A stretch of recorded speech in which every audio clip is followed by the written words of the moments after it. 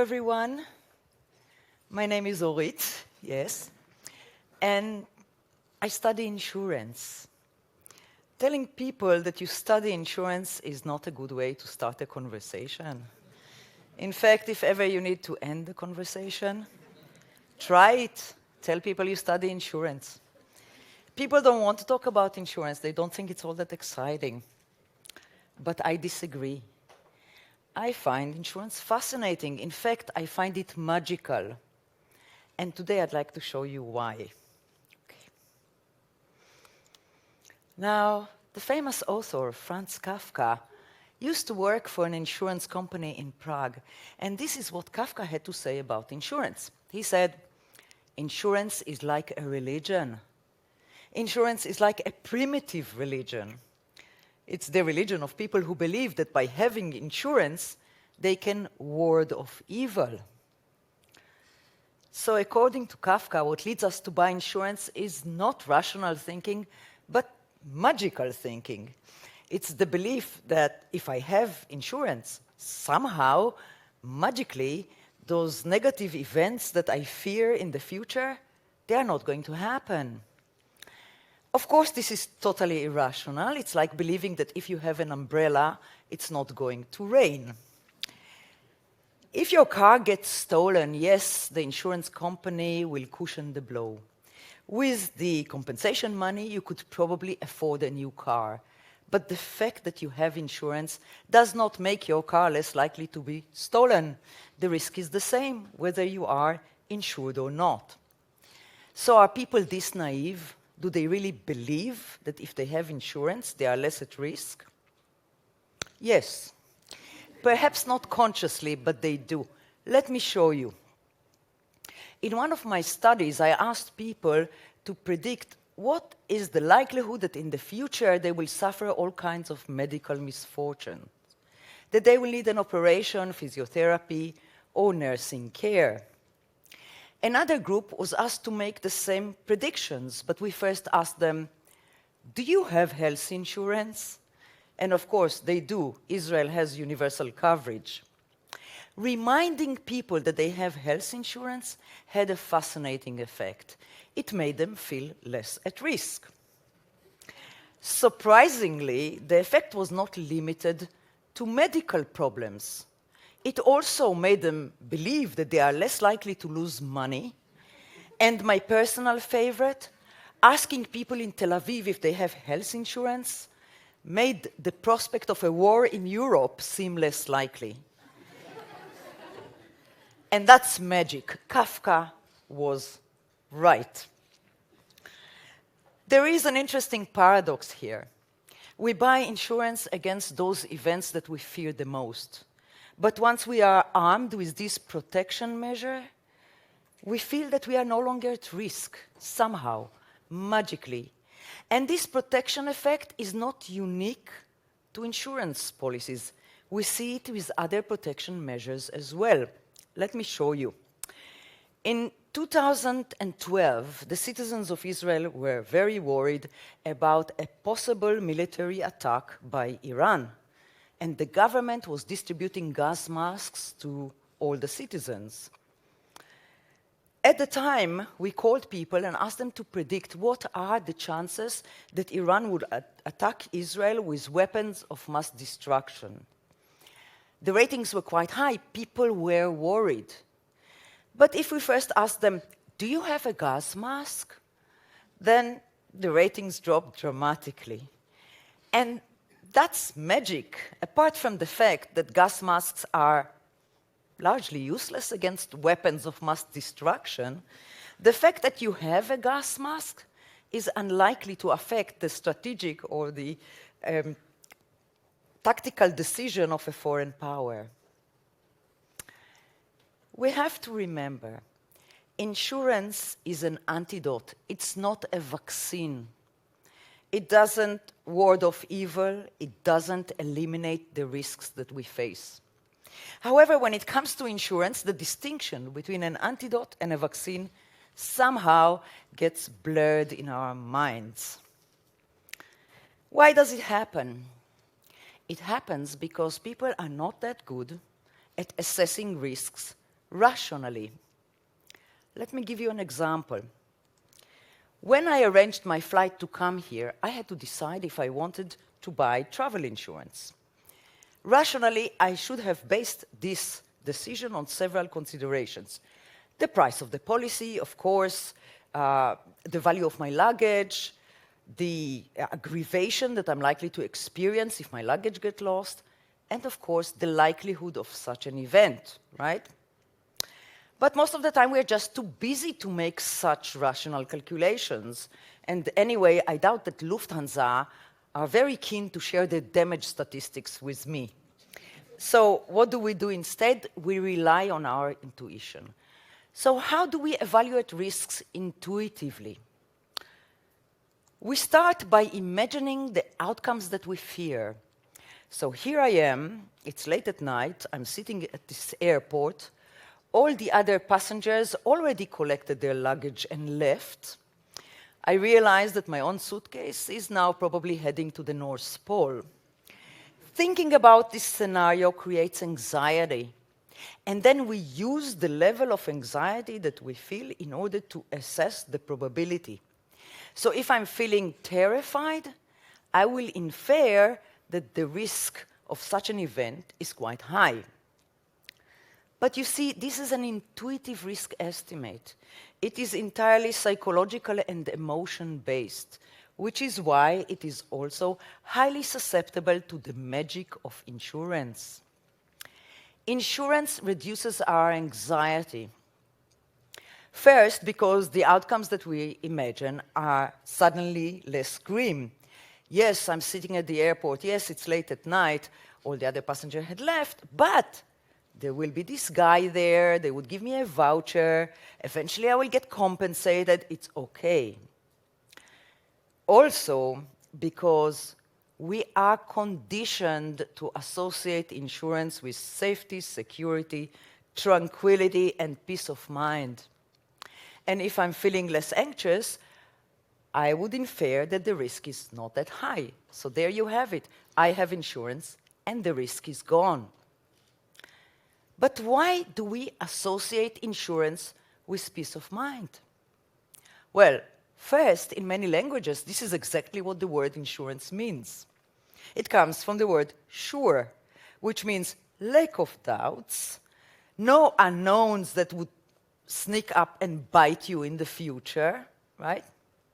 But also because traditionally, this is how insurance was promoted. Let me show you an example.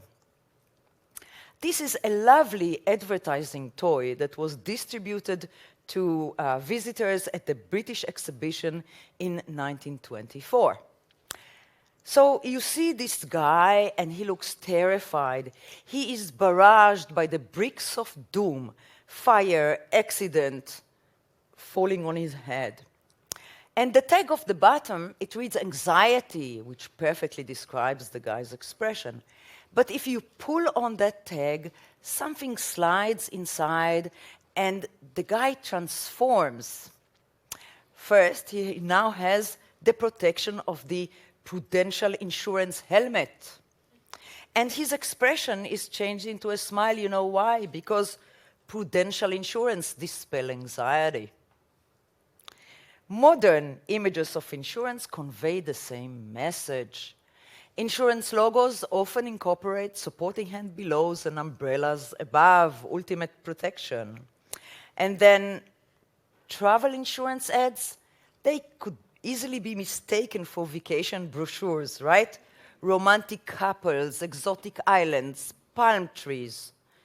And if for some reason you need images of smiling, happy people wearing white, do an image Google search with the words pension plans or health insurance. Insurance ads rarely show you sick people, smashed cars, torn suitcase. The message is loud and clear. You have insurance. All is well in the world.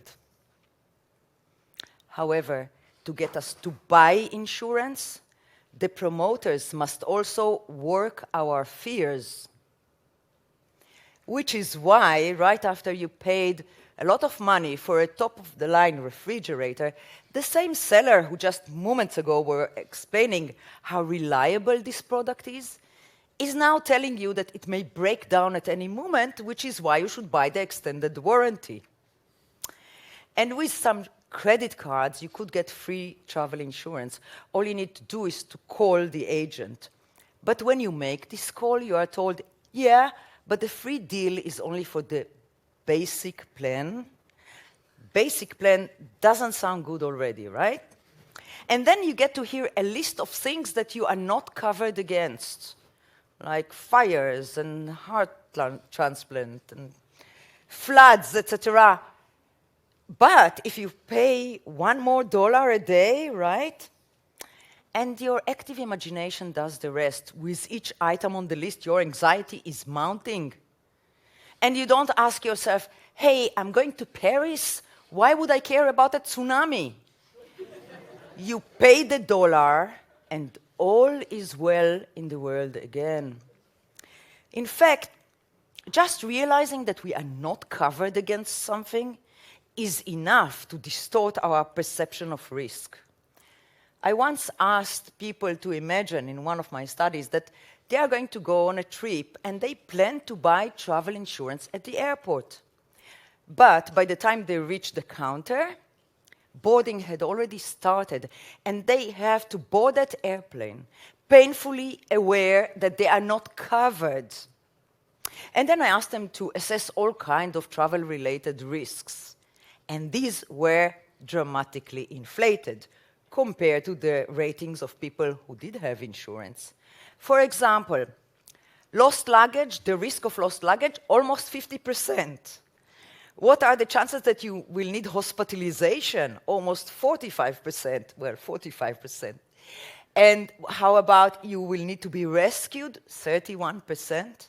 I remember the first time I saw this data, I was speechless. I was thinking, guys, if this is what you believe, why would you ever leave home, you know? Yeah. Boarding an airplane with no insurance is tempting fate. It's like realizing that your insurance policy had just expired and not renewing it. Grave danger indeed. Your appliances, they know, you know. So we buy insurance and restore our peace of mind. And now you're probably asking yourself, but peace of mind is good. What's wrong with peace of mind, right? What's the problem? The problem is that we are highly likely to be overinsured. What does it mean? Well, first, we may be protecting ourselves against really unlikely events, like a tsunami in Paris. Or we may be paying a lot to prevent a trivial loss. Does it really make sense to extend the warranty on an old washing machine?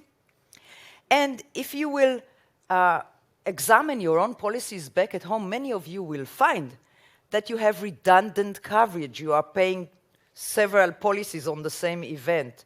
Many of you do that, me included, and I should know better. So this kind of behavior can get people in debt. And even if they don't, this is money that we could spend in far more pleasurable ways, right? At least I can. But selling peace of mind is a problem for the insurance companies as well. Why?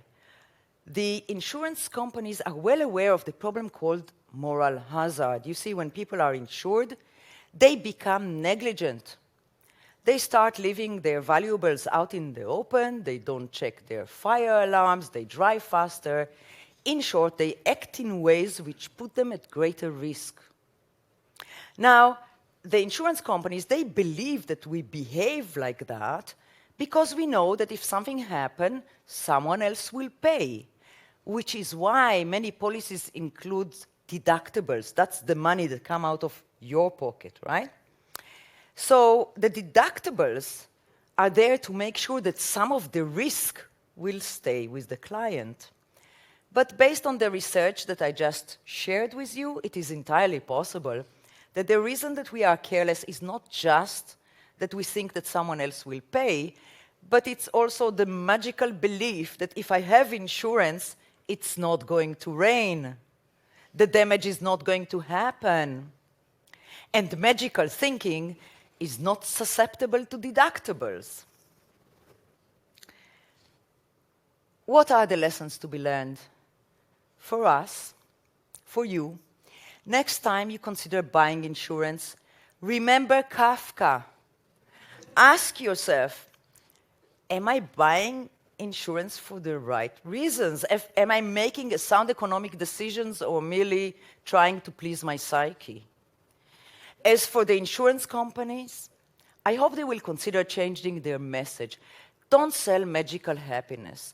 Encourage us to buy insurance when it is economically rational and the responsible thing to do. And finally, guys, I hope that next time someone say, I study insurance, you would say, wonderful, please tell me more. Thank you.